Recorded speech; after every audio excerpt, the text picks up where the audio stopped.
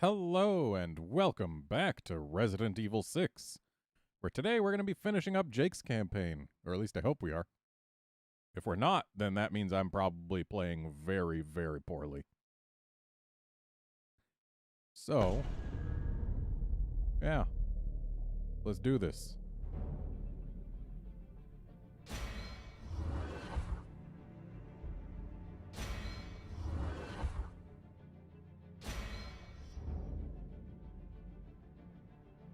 I see we are now in an underwater facility.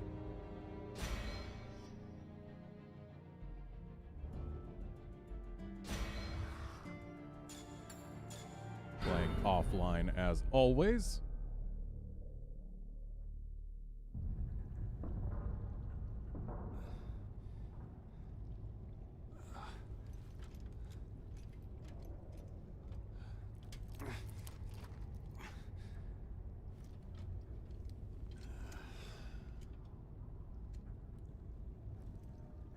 I'm sorry.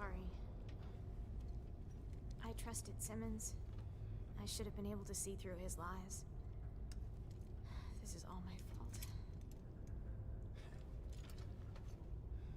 Just following orders, right? I thought you were doing the right thing. Find the vaccine. Save the world and all that.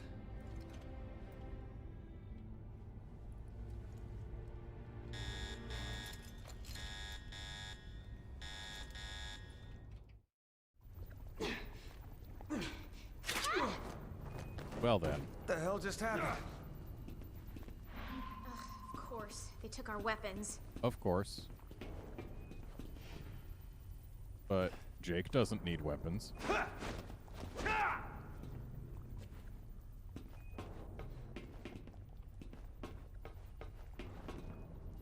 Hey, there's our gear. How do we get in there? Hey, Wolfkinson.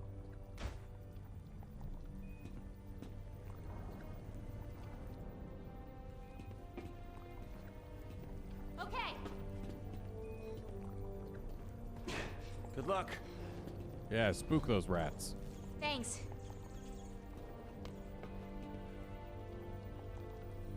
Well, I guess we just wait here. I see you. I cannot shoot you, but I see you, Serpent Metal.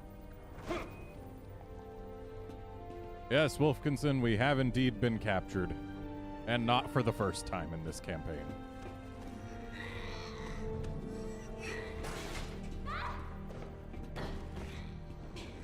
Sherry!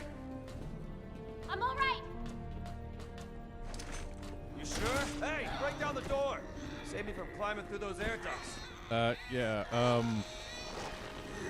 you okay? You doing good? Hey, break down the door! Save me from climbing through those air ducts. Ah, yes, a bullet-activated door. Bad for a girl. My pleasure.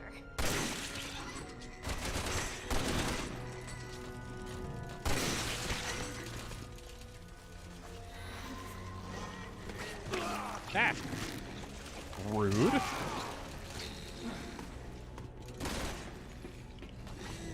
Control taken away from me to watch the door open. And before I can do anything, there's a hand on my face.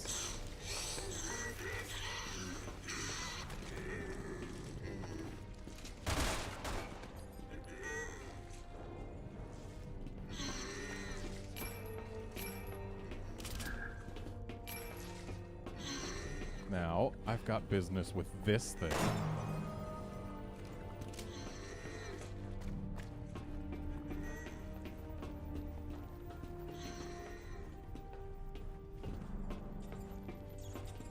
Can't go that way, but we can break that.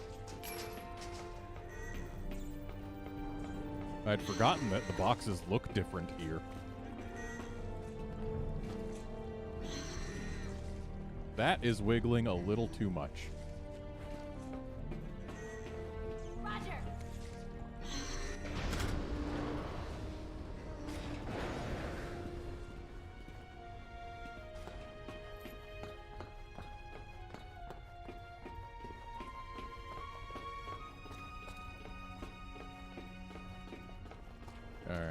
So there's an elevator, but there's also a box.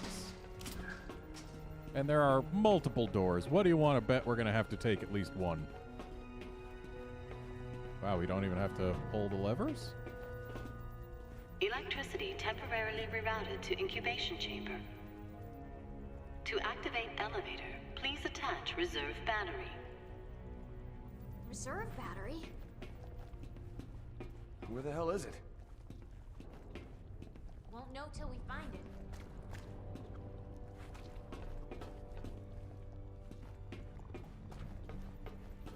Okay, so... Okay. Wait. Why are we pulling the levers if we don't have the Reserve battery? battery 1 activated. 25% charged. We gotta get more?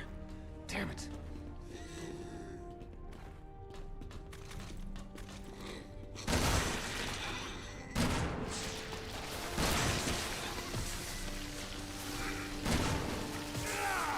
Ah, darn legs.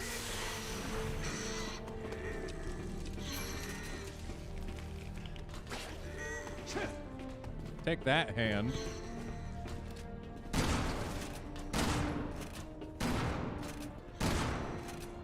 This is not a good choice of weapon for legs.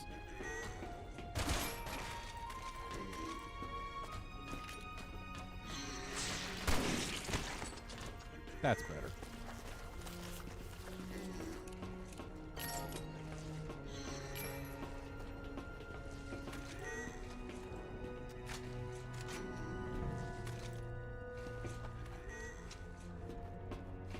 Roger.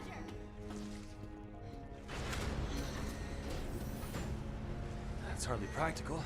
We got no choice. Really? There's no other way up? Oh well.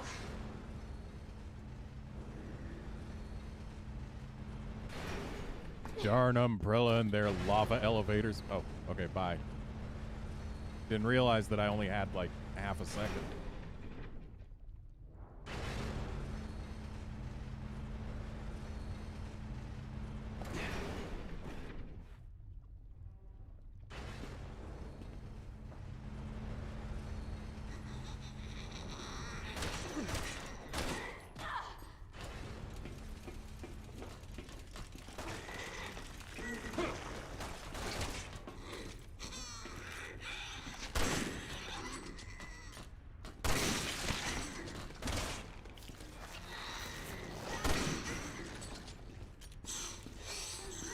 Yep.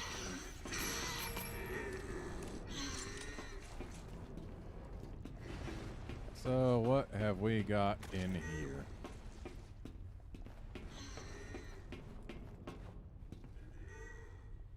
We've got a corridor.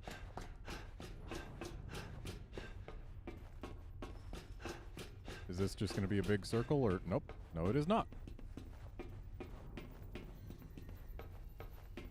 Is it going to take me to anything of use?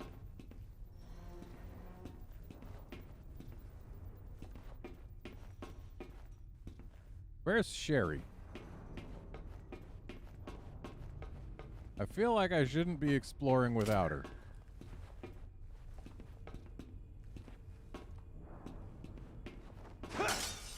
Take that glass. Oh, hello. Our inventory's full. What have we got one too many of? I guess this? I don't want to get rid of it, but I will.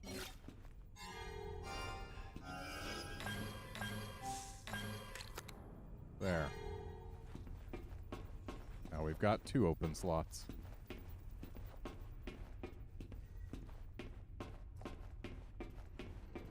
And I guess let's go rejoin Sherry.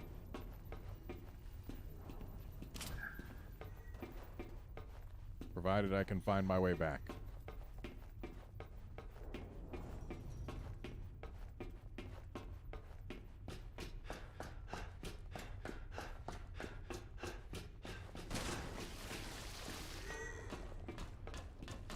High legs.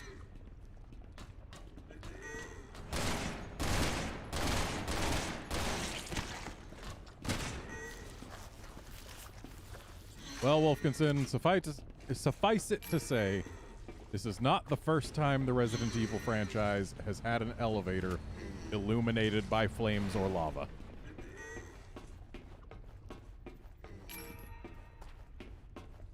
So I guess we're supposed to pull on these. I mean, it makes sense. It's just... Okay. Oh, now it's a spinning lava elevator. Great. Just great. Reserve battery 2 activated. 50% charge. All right, halfway there.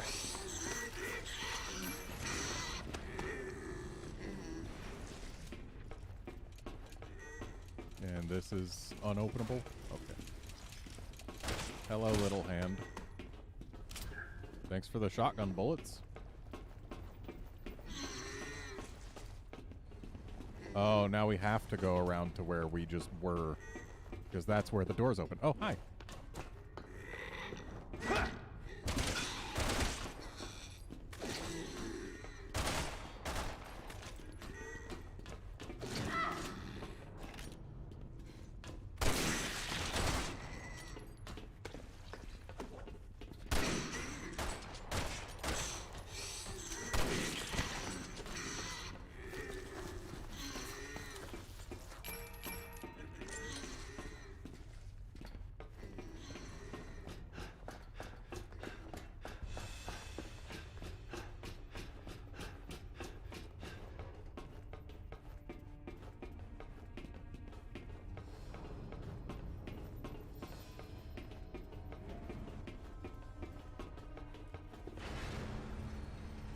Oh.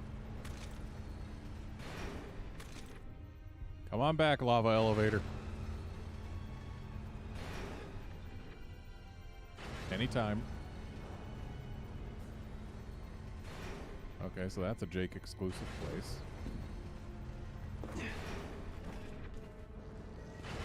And down we go. And that's a non-Jake exclusive place. Let's go there. Hopefully Sherry will join us before it's too late.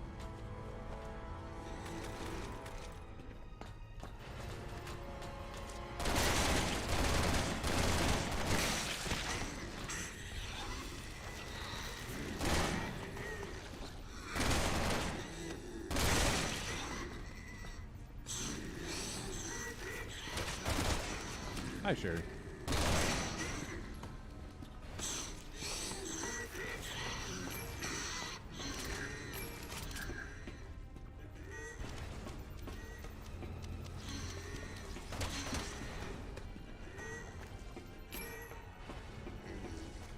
Sherry, look out, there's legs.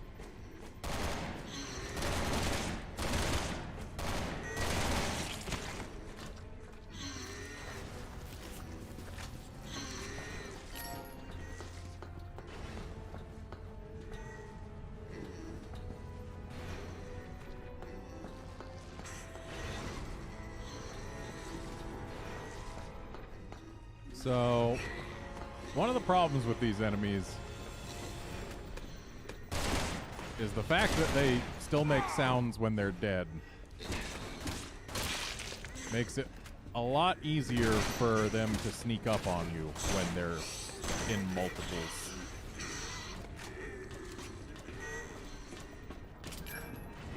Darn legs.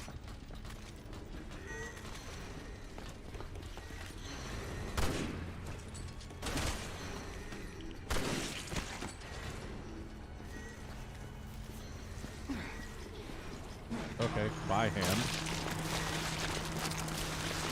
Very good by hand.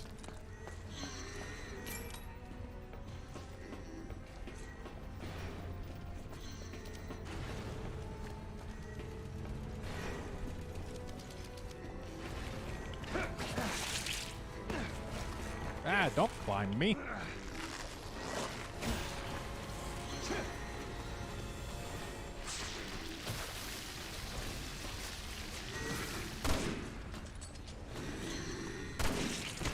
Go away, legs. Go away, torso.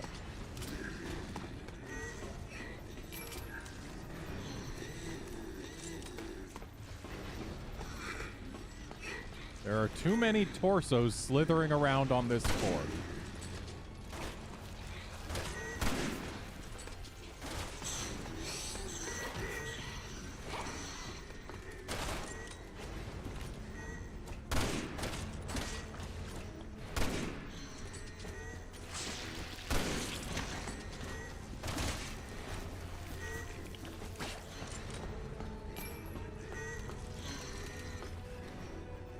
Goodbye, hand.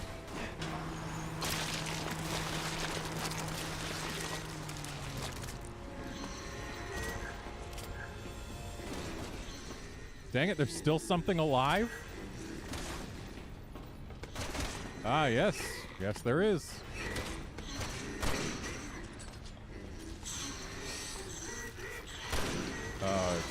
They regenerate.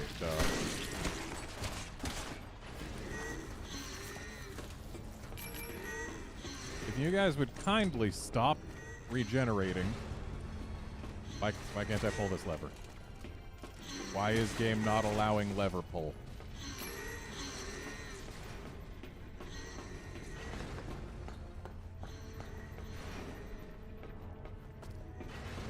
Do I have to pull this one while Sherry has to pull the other one? Cool. Thanks for prescribing who has to pull which lever, game.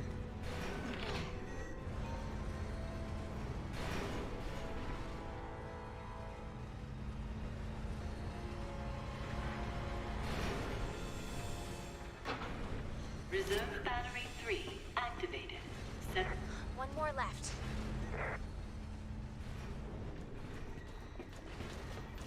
Oh no, legs!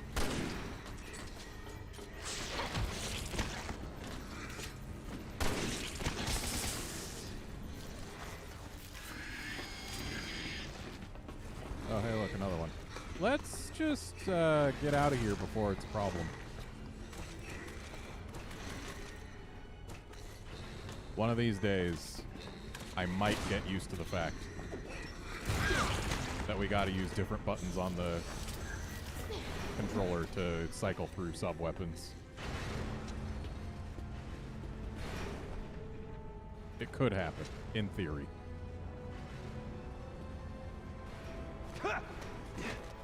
See ya, Sherry.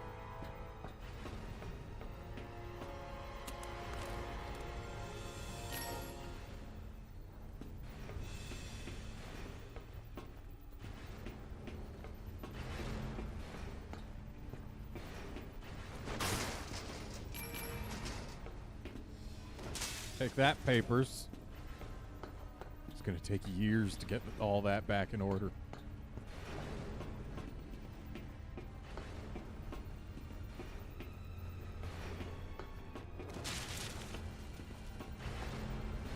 So this is just an optional place.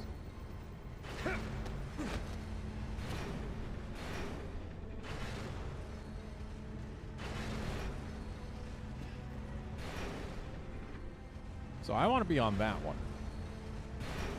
Which means I actually do need to get over there and wait for the top one.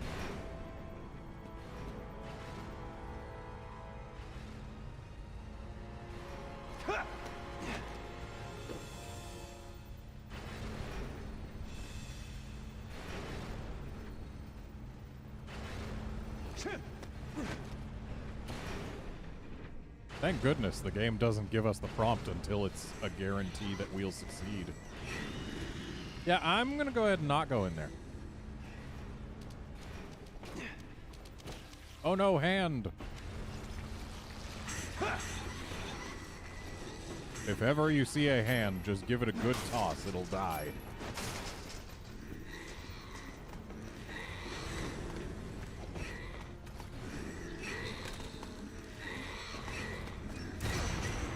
And torsos, as you might expect, are weak to explosions.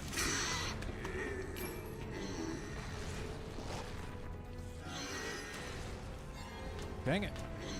Legs.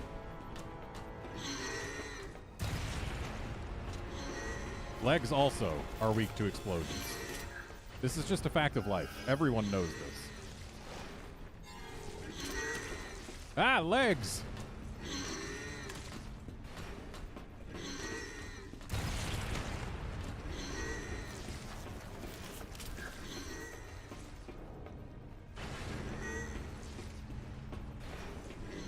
So, what's Sherry doing over there?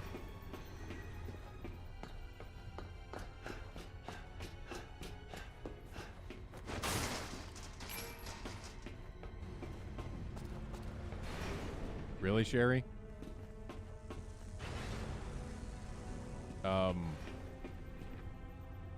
I guess I need to go through a different place to get to there. And she is just not gonna move, huh?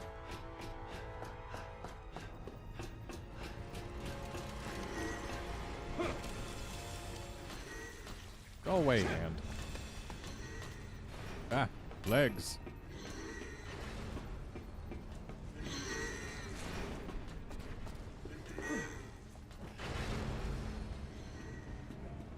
Okay, this is where I was meant to go.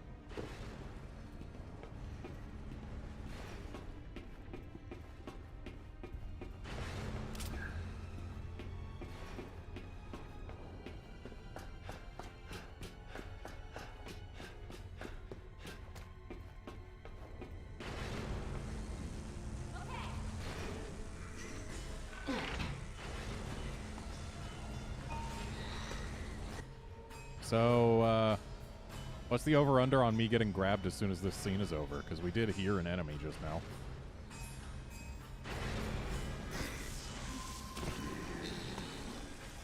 Hey, guys. Yep, that was close. But you know what? We don't have to deal with these fellas. Oh, okay. So earlier when I ran into that, it did no damage. But this time, it did many damage.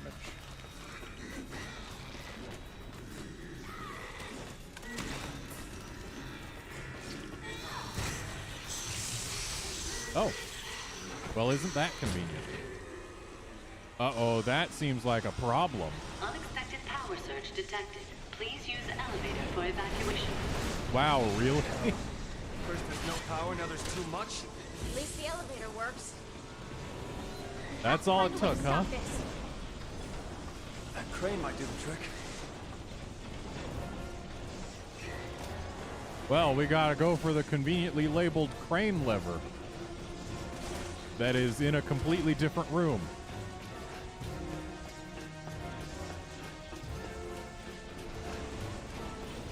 But for reals, if just pulling one lever too many can cause this much of a problem, your facility needs better fail-safes.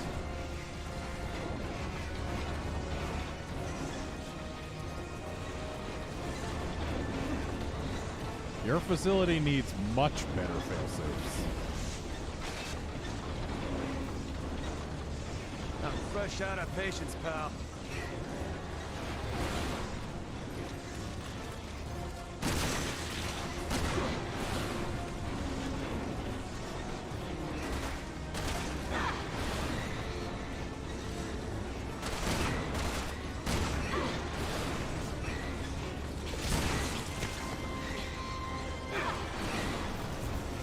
I'm sorry, but is this guy being alive causing the problem here, or?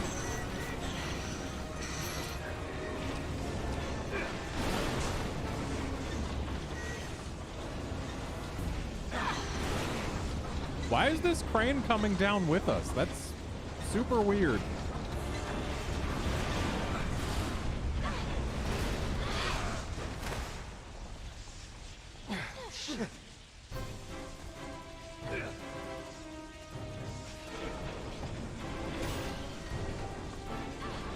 I don't think I could have failed that even if I was only using one stick.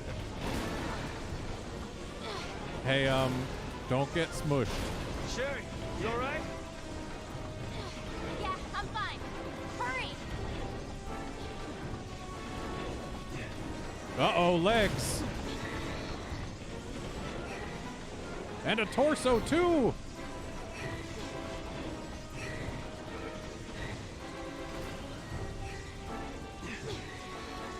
Jump! Smush.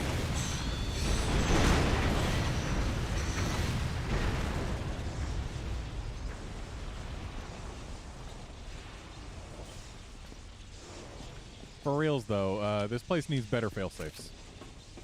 Like, much better failsafes. Clearly, the elevator doesn't care if it has too much power.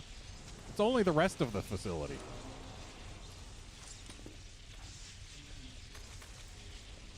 Just making sure everything's fully loaded. Okay.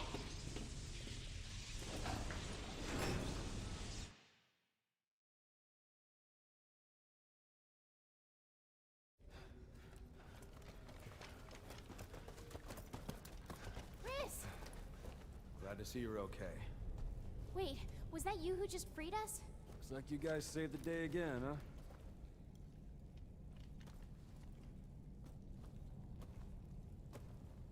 I can see your father in you. How did you know Wait, where- hold on a second. So you knew him? Yeah, I did. But I'm the one that killed him.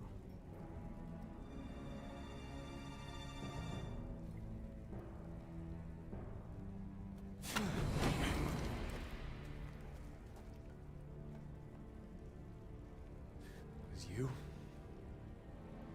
That's right. Chris, better put a leash on that puppy. This is between me and him. Go ahead. Shoot. You have every right to. Just promise me you'll survive. The world depends on it. Who the hell are you to tell me what to do? Stop it! Put your gun down! Now!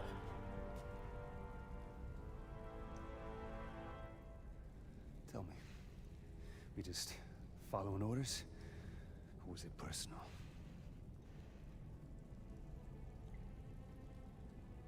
Both.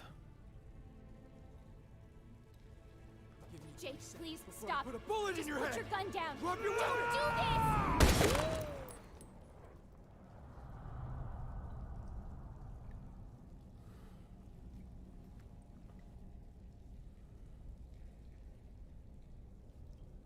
There are more important things at stake than you and me.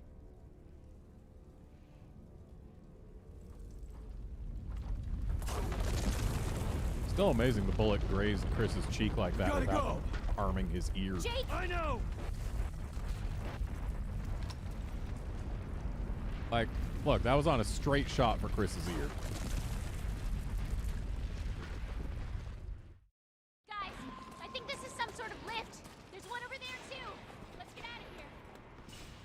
Also, Jake knows already that Wesker tried to destroy the world.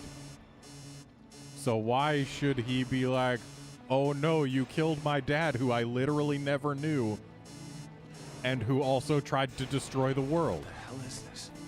Jake, you should not care about your father. Also, camera, please. I don't want to look at the thing anymore. There were boxes. If that giant cocoon hatches. We're in trouble. Like, you super want me to look at that, but it's not showing anything new. Get out of here. Wow, even the aiming is terrible because the camera's locked onto that. Wow, this is bad. Game, please. Please, game. Are you seriously not going to let me look away from it? Wow. Yeah, if I'm close enough to it, it will not let me look away from it until I press the button. But if I'm not too close, then I can do everything I want. Thanks, game. There's a box over there. I want it.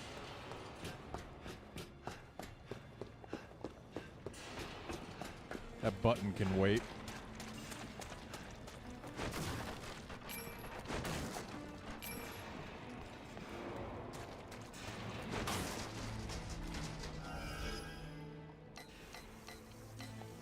Okay, we've already got 120 of those bullets.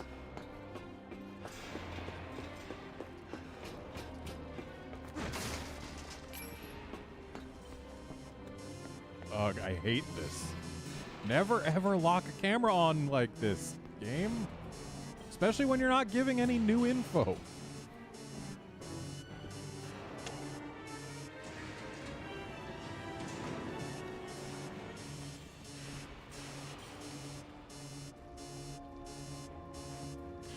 This way. Well, Wolfkinson, Jake is a Hurry, character who over was here. introduced in this game, and his blood has antibodies for the C virus, and is therefore of incredible importance for, you know, not having the world ended. On the line like that. Wesker shot 20 guys. And his father was Albert You did Wesker. most rights. You kept this world safe. He was still his father. The kid had the right to know. Well, I'll tell you this much. I can't say I'm black for adventure working with you. Sorry. I know it's never been easy being my partner. Once we get out of here, all that's gonna change. Listen, Jake, Spare me the lecture, all right? We need to find a way out of here. I was only trying to... Look, this is over. Please, just talk to Chris and knock down the barrel of a gun, okay? It's my problem, not yours. Besides, I don't want to think about that asshole or my father right now. I'm gonna worry about them if and when we get out of here.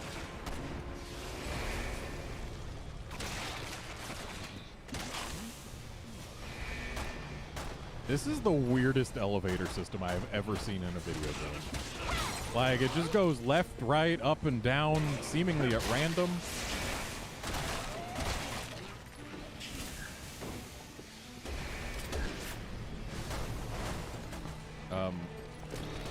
Excuse me?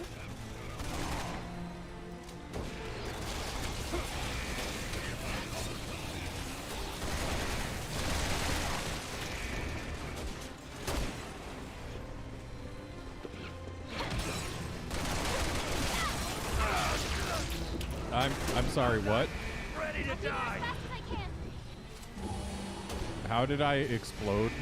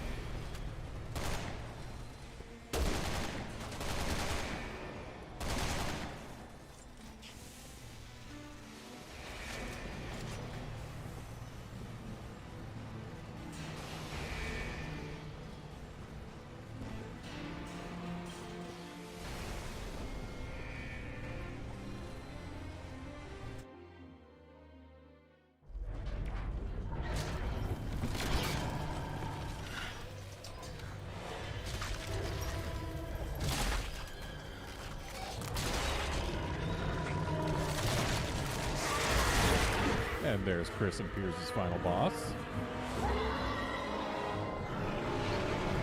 Look out!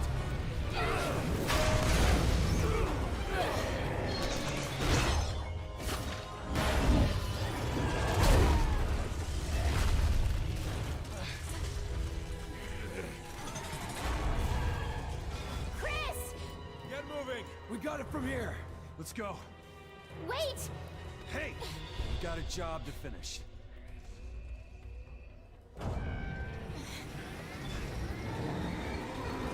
There is no way they can take that thing! We are not going back. But they're gonna get killed! Then that's their choice!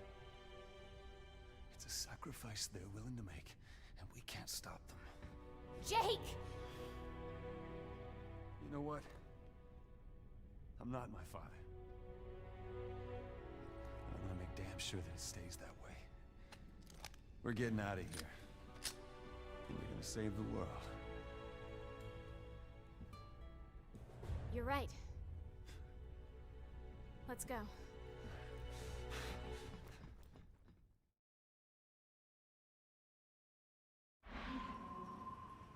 I'm through with this.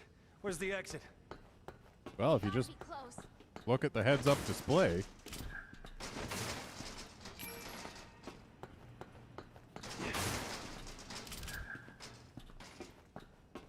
Also, like,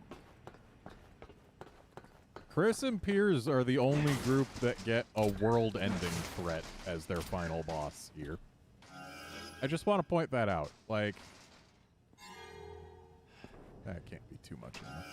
But, yeah. Chris and Piers, they get a world-ending threat. Like, if that thing gets loose, the C virus spreads across the entire dang world, and everyone is dead forever. Leon and Helena fight a boss that is one guy with a mutation that makes him really big and powerful, sure. But as far as we're aware, he can't spread the virus.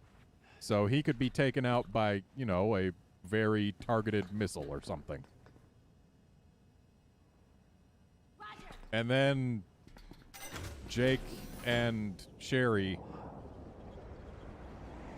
get to fight, I'm guessing, USTANAK as their final boss.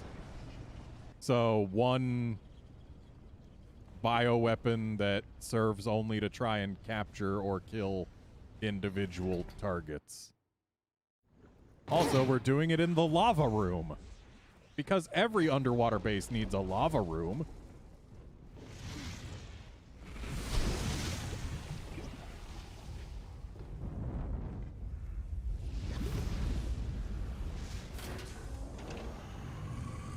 Oh, yep, there he is. Look who's back. Seriously, you should have made sure the drill went all the way through it.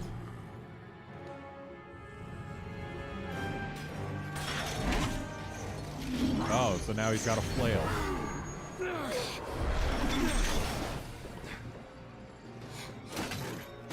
In RE4 or RE5, we would have had to press a button there.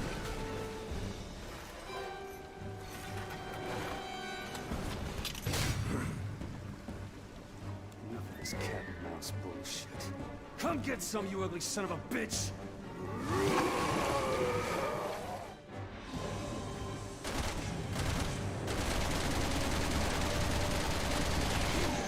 You know, something tells me we're not actually supposed to attack him right now. Can't fight him right here. He's too dangerous. Yeah, I figured. All right. Hey, asshole! You were the one who This way! shot first, though. Also, here, I was thinking that the fact that there were two paths meant that we were going to be forced to split up, however temporarily. But no, it's just so that some of the paths can get destroyed in dramatic fashion, because this is dramatic action.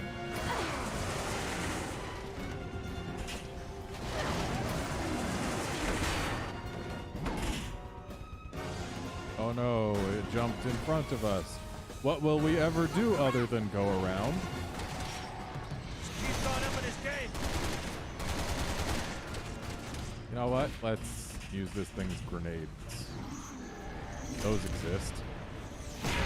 If it's good enough for a helicopter, it should be good enough for USTANAK. Probably shouldn't have used 3 pills, but... Oh, that was close.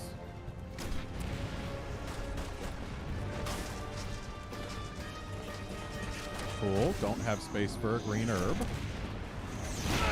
Ow. Okay, so he really just doesn't like me, which I get it.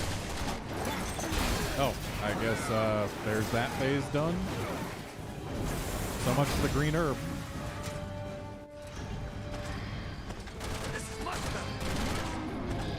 You know, if I'm not going to use this Magnum now, when am I going to use it? Freaking idiot! He doesn't care. He'll do whatever it takes to kill us.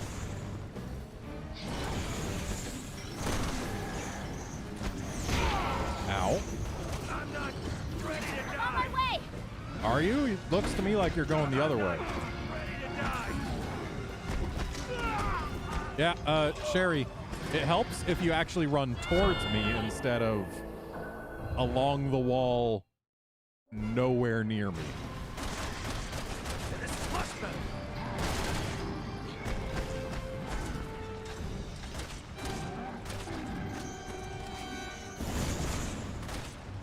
Yeah, make more lava holes, you freaking idiot! He doesn't care. He'll do whatever it takes to kill us.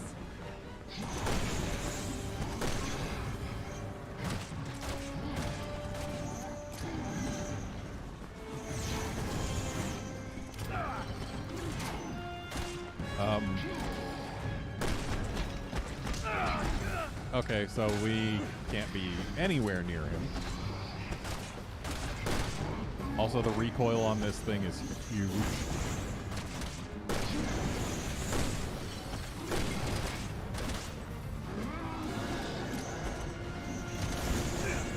You know, this gun's made to kill elephants. I'm surprised it's having so much trouble with an admittedly sturdy human, but a human. Like, that is a human body, and yet it is holding up to a gun that is specifically... Oh, okay.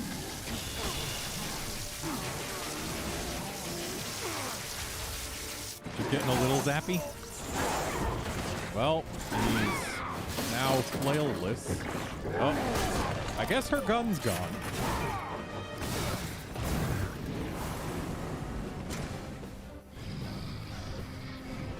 Okay, so I need to get my gun. Oh, never mind. This is more like it. Settle this mano a mano.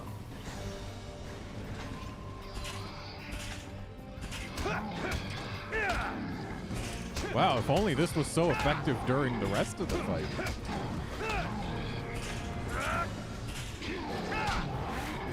I'll cover you.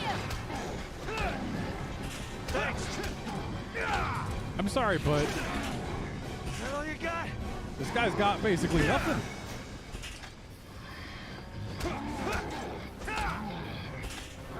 That's it, Jake. You got it.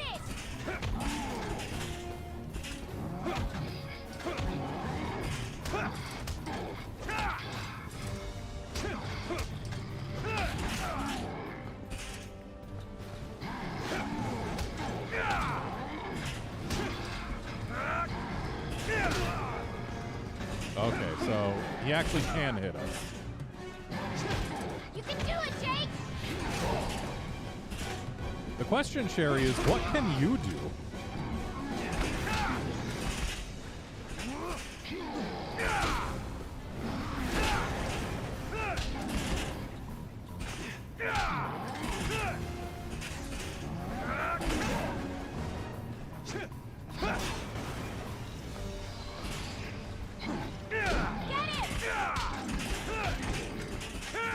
Okay, I can't help but feel like I'm not supposed to have him coming back towards me. Take that! You like that? Die already! I definitely was not supposed to be on that side of him.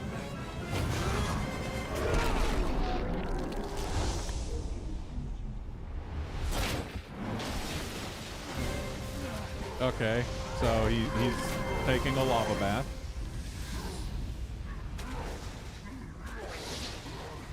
And it's doing very little to him, apparently.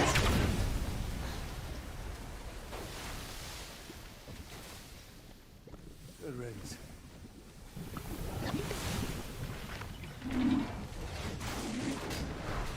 Let's get out of here!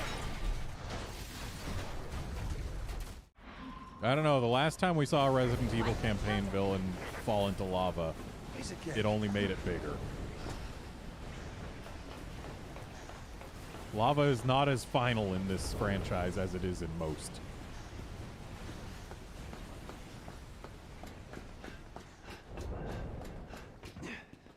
Roger.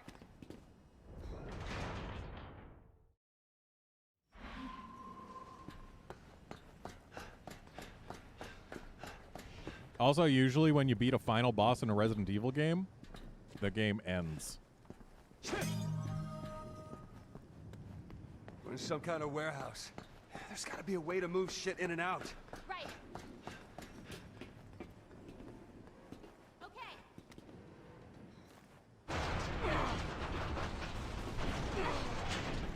Like, honestly, I can't think of one that's had a final escape sequence that was not punctuated by the real final boss. So, yeah. And this looks explosive. Right? So yeah, for some reason, I don't think we're done yet. Wow, that's fast. Feel like you should really have some handrails or something. Whoa, this is fast. Yeah, there's no goddamn steering. Well, that's a problem. Oh, hey, look. Look what lava didn't kill. Christ almighty! What does it take to lose this guy? Come on, we have to move further up. Jesus, take the hit! Jake, keep going.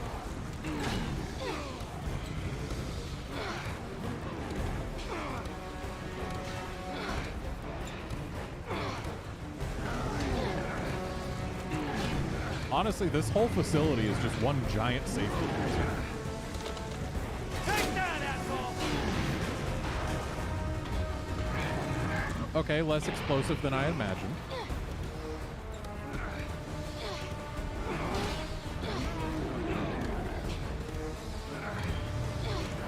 What an interesting boss fight this is. Alternate R2 and L2 with incorrect visual prompts because whoops. And occasionally press circle. Truly, this is the height of dramatic action. You're not getting him.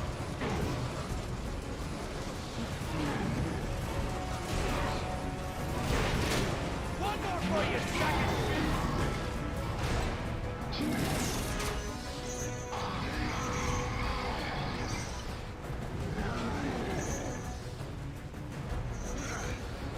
It's also just super cool that literally everything is in shaky vision. Definitely helps the visual experience. Oh, look at all those guns! A gun. Well, what are we waiting for?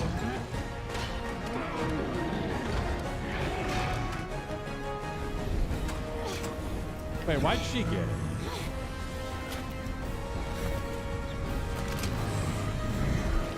Shoot him in the glowy part.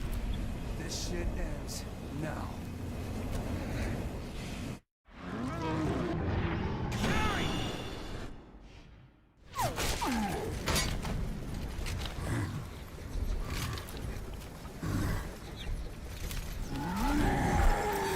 You didn't shoot him hard enough.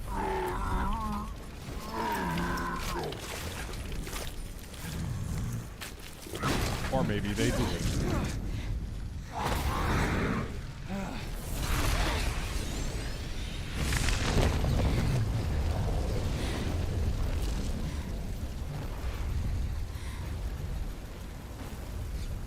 You saved me. You know that, don't you?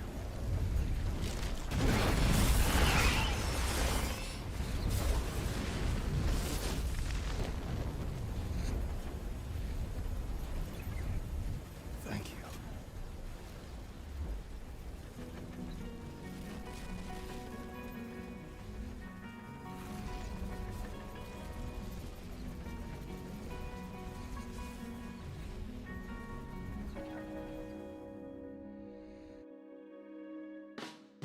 Wow, really? We don't even get to see them, like, actually get out?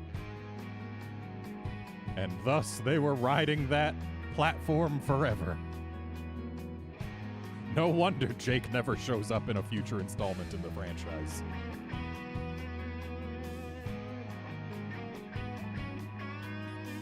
Like, seriously, that's where the... I know there's gonna be a post-credits thing, but still...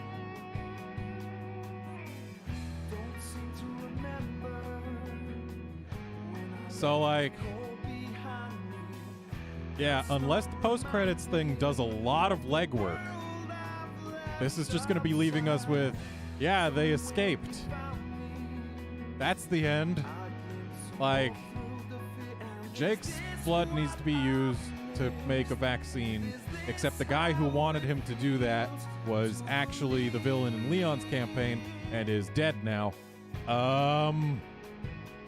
So what's going to happen then? Like, are they actually going to get a vaccine made? Probably. It's still a good thing to do. But then, like, what happens after that, huh? Like, where does Jake go after that? He gets his 50 million. Does he just leave forever? Probably. But then, like,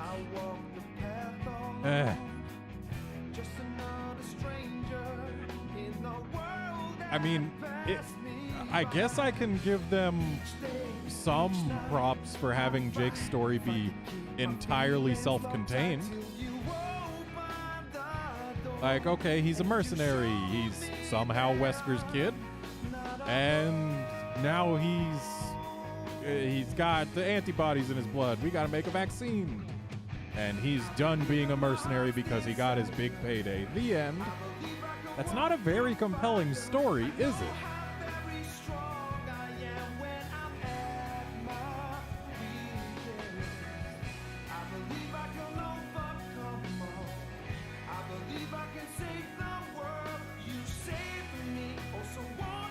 But then again, that's not a very interesting story, isn't it? Is something that you can really say about most of this game. Like, Chris's story is pretty much self-contained. Oh, Chris has amnesia. But Piers, a guy we've literally never heard of before, wants him to come back and be the captain. So Chris comes back and is the captain, but he's kind of grumpy about it because he doesn't remember things. But then he does remember things and is grumpy about those things instead. Then they save the world by defeating a bioweapon. The end. Yep. Like, at least Leon's story has some ties to other Resident Evil games. Chris's story barely does. Specifically just when he mentions to Jake that he killed Wesker. That's basically the only tie. Like, I guess Ada existing, sure. But Ada is more part of Leon's campaign anyway. So, like, yeah. Leon's campaign is the only one of these three that I feel like actually benefits to a significant degree from having played previous Resident Evil games.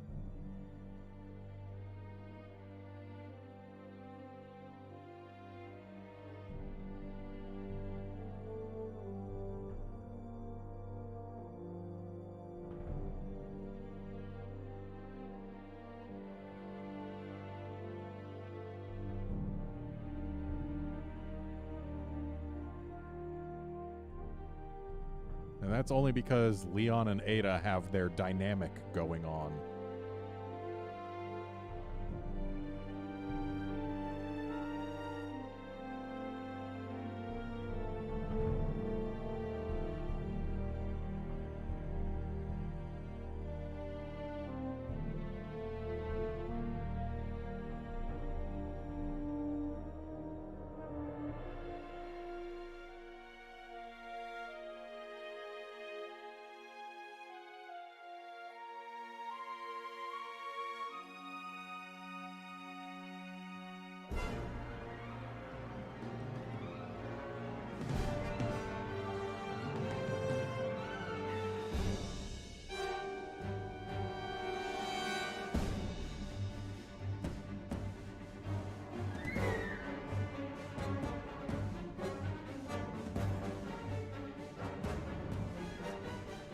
Also, can we talk about the fact that this game, like, as a whole, has had zero impact on the later entries in the franchise? Zero. If this game never existed, Resident Evil 7, Resident Evil 8 would be no different at all.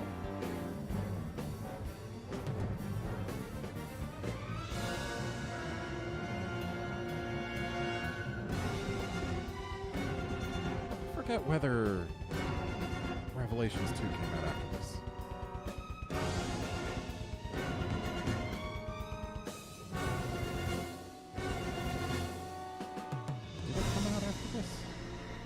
Revelations 2 was 2015.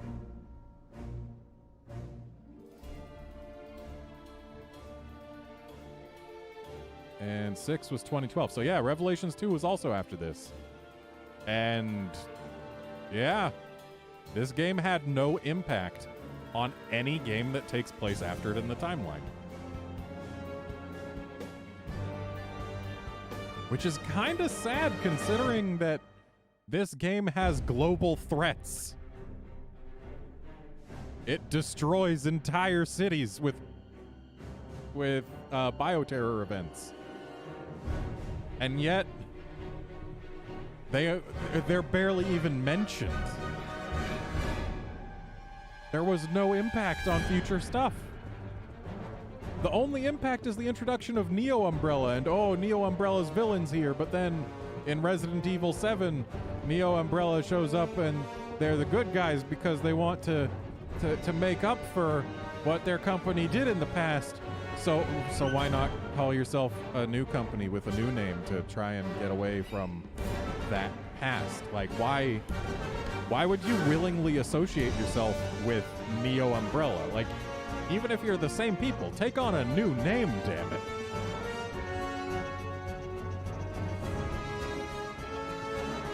Like,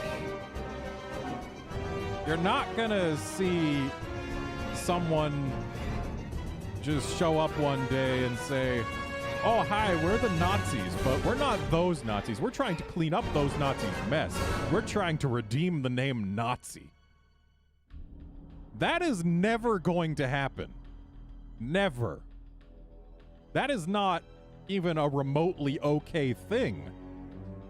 But in Resident Evil 7, Neo Umbrella's like, yeah, they caused all those problems, but we're making up for it. We want to redeem the name. Don't. Just don't. Why would you even think to try?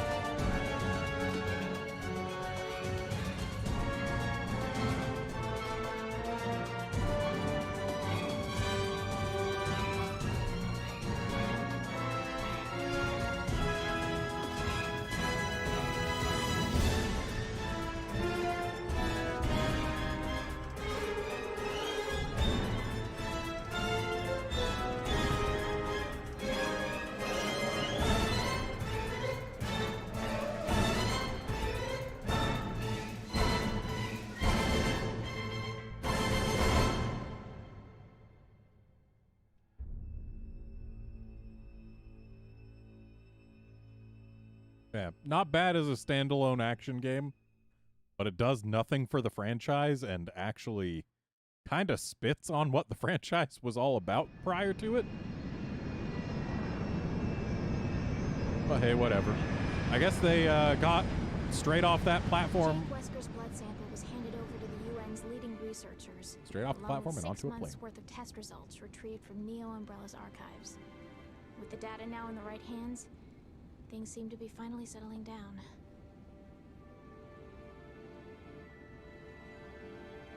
Following Jake's rescue, BSAA officials classified his relationship to Albert Wesker as top secret, recognizing the threat it could pose to global security.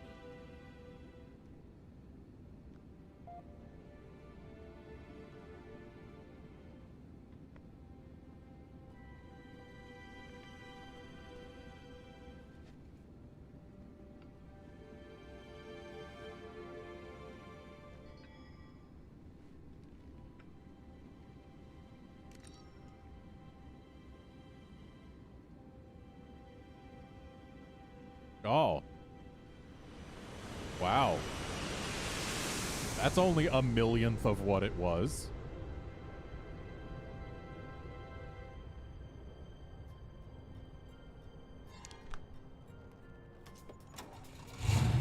I guess Jake didn't want his payday.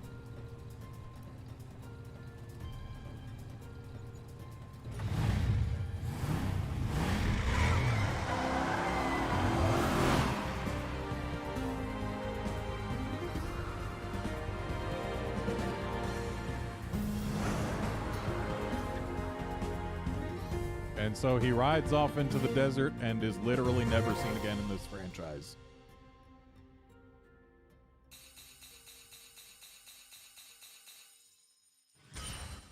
I feel like the ending there needed to do a little bit more legwork.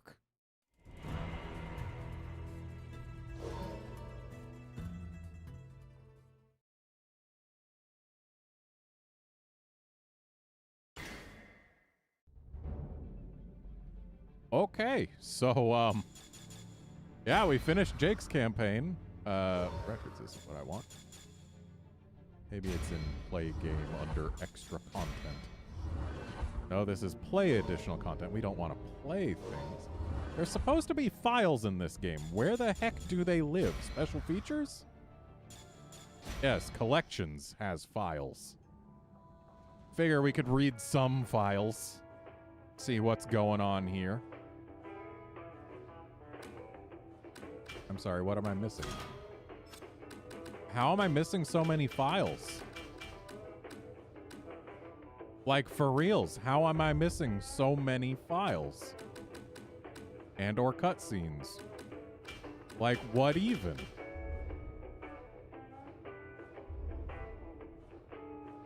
And we'll do Ada's thing starting the next time we do Resident Evil 6, which will probably be after I get tired of the patch that's coming to Monster Hunter Stories 2. Because, yeah, as far as stream days go, I'm off tomorrow. And then Thursday, I believe, is the day that they are patching Stories 2. The patch will probably drop after my stream time, though, so maybe we'll do something else. I don't know. But either way, it'll be a little while before we do Ada's campaign, which I've heard does not help the story of this game, and in fact just makes everything worse. But hey, that's a thing. Anyway, we can read some files now. Jake Mueller is Jake Mueller. It was pronounced Mueller. Jake Mueller is a 20-year-old professional mercenary under the employ of rebel forces in Edonia.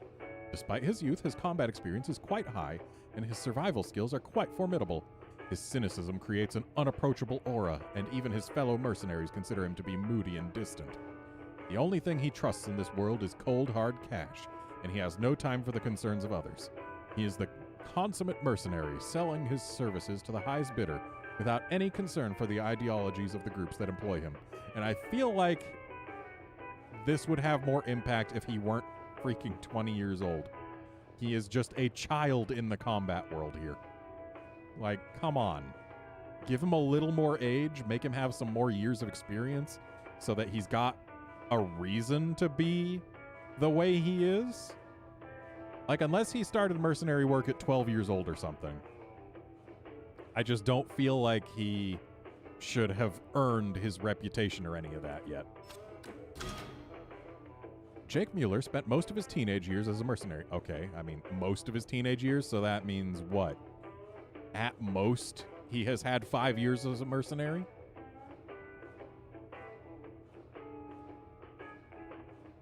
Fighting on the front lines of countless conflicts the world over. Yes, countless conflicts over the course of 5 years. The first group of mercenaries he joined taught him everything he needed to know about armed and unarmed combat. His trainer was strict and demanding, but treated him almost like a son, and Jake found himself able to feel a sense of attachment to him, something he had only previously felt for his mother. Unfortunately, that mercenary was actually a double agent who sold out the whole unit. After being betrayed by his father figure, Jake put his faith in the only person who had never let him down, himself. Any compassion in his heart was lost, and he drifted from war to war as a soldier of fortune. Over the course of 5 years, there must have been a lot of wars.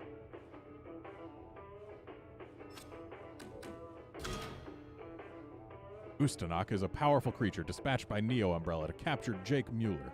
USTANAK is derived from the Serbian word for revolution. This creature is nigh indestructible, an unstoppable powerhouse that is sent after Jake Mueller and Sherry Birkin. The creature has a metallic structure on its right arm for restraining targets. Once a target has been apprehended, the creature can use one of the syringes on its arm to take tissue samples from the target. Sherry Birkin.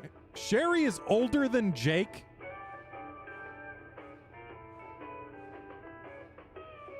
What the hell, game? Seriously, age Jake up. Make him 30. Minimum. Come on.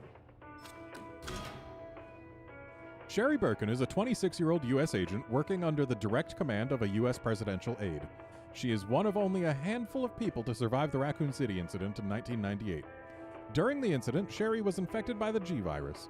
While she survived exposure to the virus itself, the U.S. government took her into custody to monitor how the virus would affect her physiology.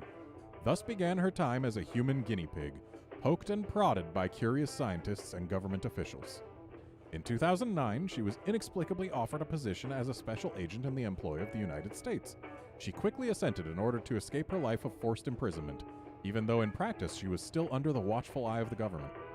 She lacks the experience of more seasoned agents, but she can still hold her own against Jake Mueller, and she's capable of providing the emotional support he has lacked for most of his life. In spite of the tragedy she has witnessed, she still believes implicitly in the good of people. But yeah, so this game takes place in 2013, which means Sherry was 11 during the Raccoon City incident, and Jake was 5.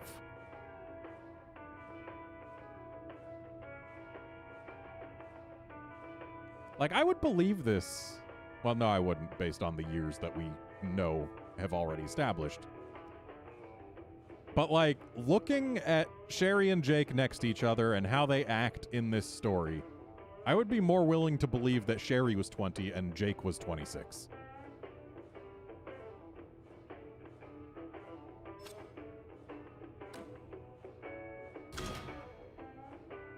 Jake Mueller was born into a home without a father, and from an early age he had to support his chronically ill mother. She could have made a full recovery if the family could have afforded it, but Jake and Ms. Mueller had barely enough money to cover their daily needs. She tried her best to provide for the family and did all she could to protect Jake. He loved his mother, but couldn't understand why she was still enamored with his father, the man who had abandoned them. To say Jake didn't think highly of his father would be an understatement, but he was still willing to hold a gun to Chris's head the moment Chris said that he killed Jake's father. When Jake got older, he decided he would become a mercenary, selling his services to the insurgents fighting the government.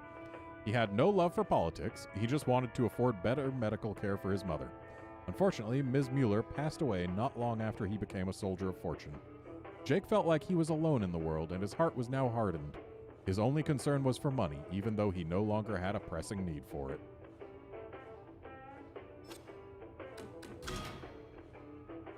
Following the Raccoon City incident, the U.S. government decided to take Sherry Birkin into custody and keep her under observation because of the trace amount of the G virus that remained in her blood.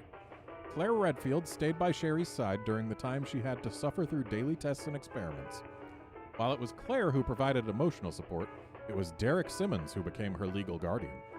Claire visited Sherry as often as she could, trying to help Sherry overcome all the trauma she had endured. Sherry idolized Claire and was determined to be just like her, a strong, capable woman. Derek was not without compassion for the orphaned girl, and he allowed Claire, a civilian, to visit and comfort Sherry, even though the girl's existence was a closely guarded state secret. In total, Sherry spent 11 years in the hands of the government. It wasn't until 2009 that she was given any freedom.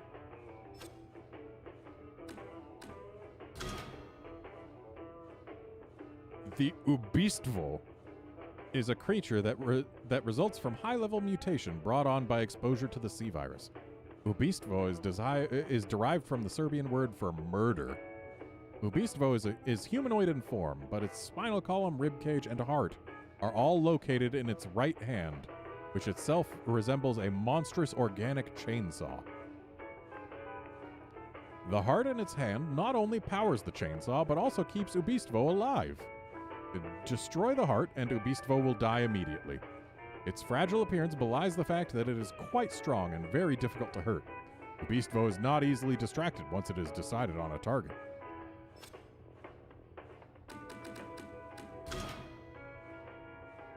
Albert Wesker, father of Jake Mueller, had a very rare physiology. His body was highly resistant to viral infection, and he was even able to manipulate the virus he had injected into himself so that he would only reap their benefits and none of its deleterious effects. How? How could he do that? Like, for reals. How? How can you manipulate a virus inside your body? Like, what mechanism allows that? This self-experimentation gave him abilities that can only be described as superhuman. As Albert's son, Jake enjoys the same immunity to viral infection. When Jake injects himself with a solution containing the C virus, it has no visible effect on him. Albert Wesker planned what would have been the deadliest terrorist attacks in human history, and he would have succeeded had Chris Redfield and the BSAA not killed him in time. Jake has never met his father and knows nothing about the atrocities he committed, except he was told about them. He is also unaware of the genetic legacy he is heir to. Like, seriously, he was told that Albert Wesker tried to destroy the world, and after that, he held a gun to Chris's head. Like, seriously, what?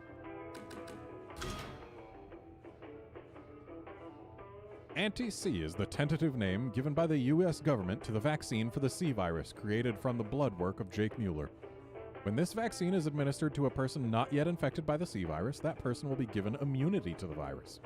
The vaccine, however, only shows a very low success rate in helping people who have already been infected, because vaccines don't do that. And only if those people have not displayed any characteristics unique to the Jawavo. Usually, administration at this stage is fatal. When the person already displays Jawavo characteristics or has entered a cocoon or mutation stage, administration of the vaccine is always fatal. The anti-C is not a guarantee against infection by the C virus, but its mere existence helps provide a measure of security to the world's population. Boy, doesn't that sound familiar these days.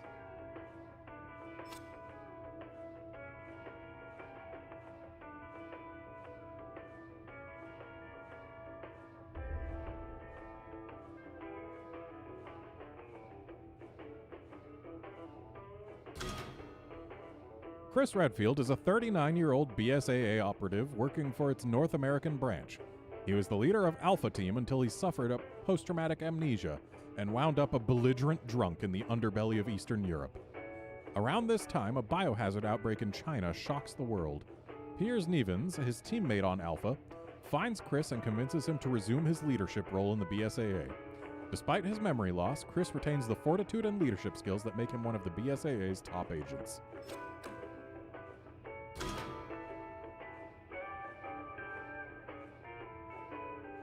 In the wake of the Umbrella Corporation's dissolution in 2003, many other pharmaceutical companies saw their bioorganic weapons research enter the black market. Whether in the hands of organized crime or terrorists, bioweapons were destroying lives around the world.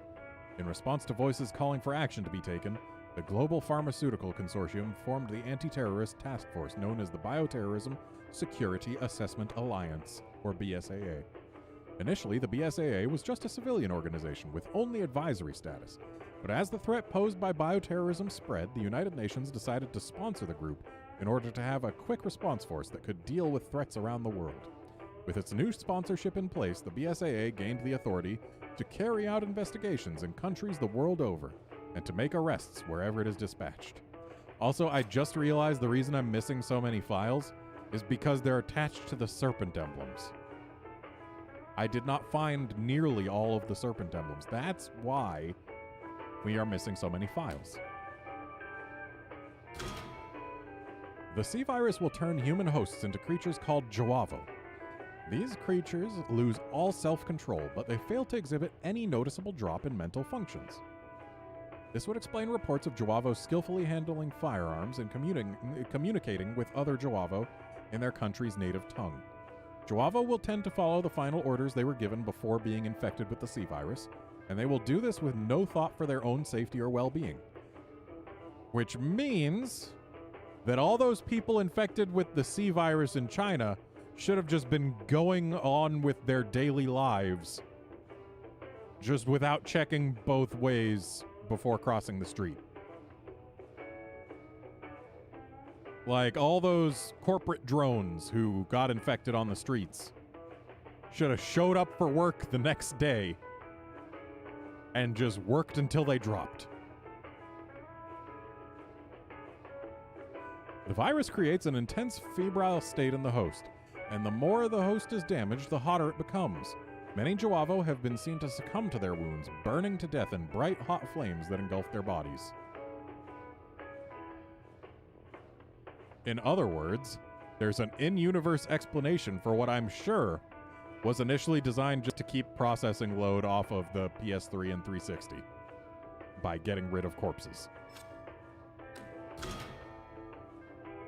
After the C virus turns an infected human into a Joavo, the host will continue to mutate, with the mutation usually occurring in a specific section of its body. When a host's body is damaged, the regenerative properties of the C virus will attempt to repair the damage. The repairs replace the normal human tissue with chitinous insect-like appendages. In some cases, the repairs take on a utilitarian purpose, replacing arms with scythe or shield-like appendages. Other reports say that some Joavo sprouted wings and gained the ability to fly. Certain mutations, like the aforementioned wings, have been observed on numerous occasions. The exact number of types of mutations that actually exist is unknown at this time. So, what's this? Oh. It's a Chris action figure. Neat. I can't keep running away. You can't keep running away, you know. I can't keep running away.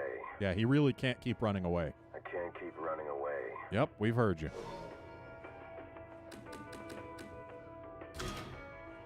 Piers Nevins is a 26-year-old BSAA operative working for its North American branch. Chris Redfield is his commanding officer. His hand-eye coordination and concentration skills are without peer, making him the BSAA's top-ranking sniper. He can react quickly to changing conditions on a battlefield, and as such, he will usually find a way to complete his mission in spite of any adverse conditions. A serious and determined man in battle, he still has time to offer a kind word for his fellow soldiers. It is these qualities that cause his CO to comment that the future of the BSAA rests on the shoulders of men like him. Nevins himself prefers not to think of his team as subordinates, but as members of a big family. He believes that the strength of the BSAA hinges on the bonds of all its agents. He holds Captain Redfield in the highest respect, and Captain Redfield trusts him implicitly.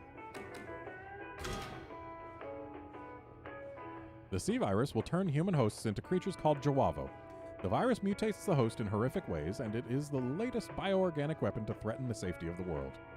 One of its first known uses was as a health-preserving drug given to mercenary soldiers in one of Eastern Europe's many internecine? I don't know that word. I've never seen it before. Internecine conflicts. Following its use in Europe, many Joavo-like creatures began to turn up around the world. The C stands for chrysalid, as the virus will encase a human host in a cocoon-like shell before its final mutation.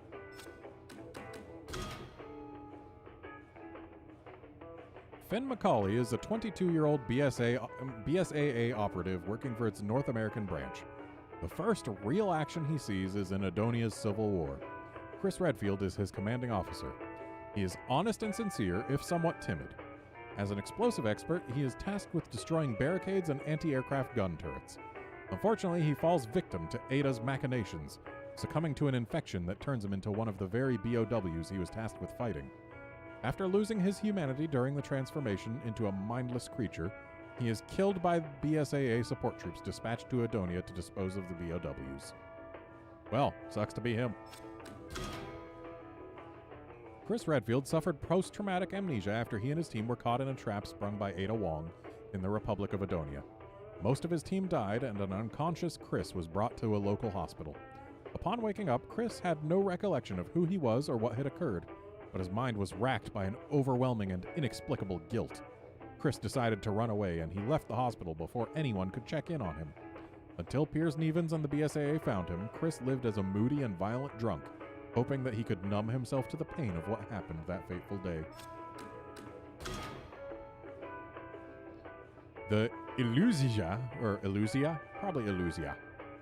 is a creature that results from a high-level mutation brought on by exposure to the C virus. Illusia is derived from the Serbian word for phantom. This creature closely resembles a monstrously large snake. one that can camouflage its body to blend into its surroundings. When the creature spots its prey, it starts to behave erratically. When it is in a weakened state, its ability to camouflage itself is greatly reduced. To compensate for the loss of this defensive mechanism, parts of its skin will become extremely hard, making it difficult to harm with conventional weapons. Later, Wolfkinson. Chris Redfield and Leon Kennedy work for two different organizations and have no reason to interact with each other, but they do share one connection: Chris's sister Claire. Following the mansion incident in 1998, Chris set out for Europe on his own, determined to bring down Umbrella. Before he left, he neglected to inform Claire as to his whereabouts, so she came to Raccoon City to find him. There, she met Leon, and together they fought their way out of the horrors of Raccoon City. Claire was then reunited with Chris on Rockford Island. She loves and respects her brother, and she considers Leon a trusted friend. With Claire as a mutual contact, it would only be a matter of time before the two met. Although the interactions between their respective organizations are highly restricted, when they finally met, both were able to understand each other's deep convictions, particularly those related to the eradication of bioorganic weapons. Also, Chris not telling Claire where he went caused her to go to Raccoon City.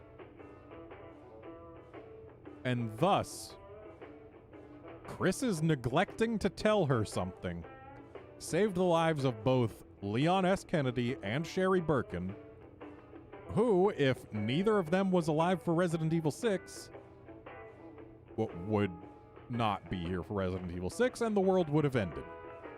Like, Chris not telling his sister where he was going literally saved the world, probably on more than one occasion, actually.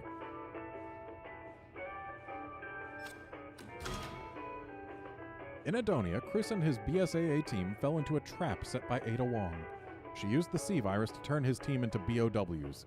As the leader of Neo Umbrella, Ada brought the C-Virus that had been developed in China to the civil war in Adonia, where she secretly gave it to the insurgents to administer to its mercenary fighters. The mercenaries then mutated into creatures known as Joavo, and she gathered the data on their transformations. Chris has spent most of his life fighting the pharmaceutical company Umbrella, almost losing it on numerous occasions. It's not hard to imagine what he thought when he first heard the name Neo Umbrella. Why Ada named her organization such is a question only she can answer.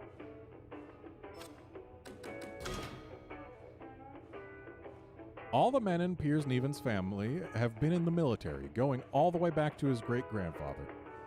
For as long as he could remember, Piers wanted to follow in his father's footsteps.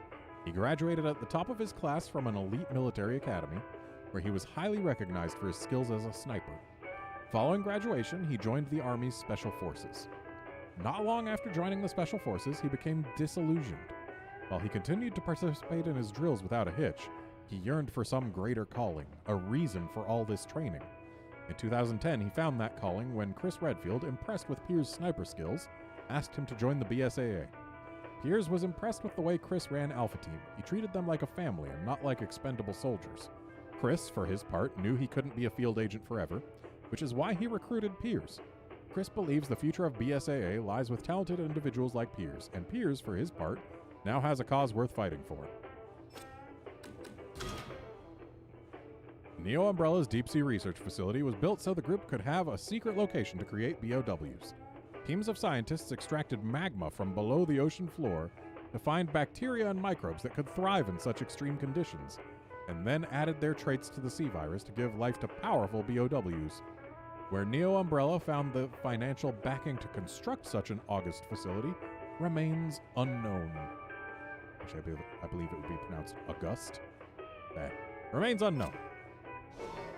And we'll save Leon's files and stuff for when we also go through Ada's. Because those two are connected in ways, I would imagine. And yeah, I know this was a bit of a short stream, but that's the way it goes sometimes. Thanks everyone for joining in, and I will see you folks in the next stream, which will be on Thursday. Don't know what I'll be streaming then, but it'll be something. See you then, friends.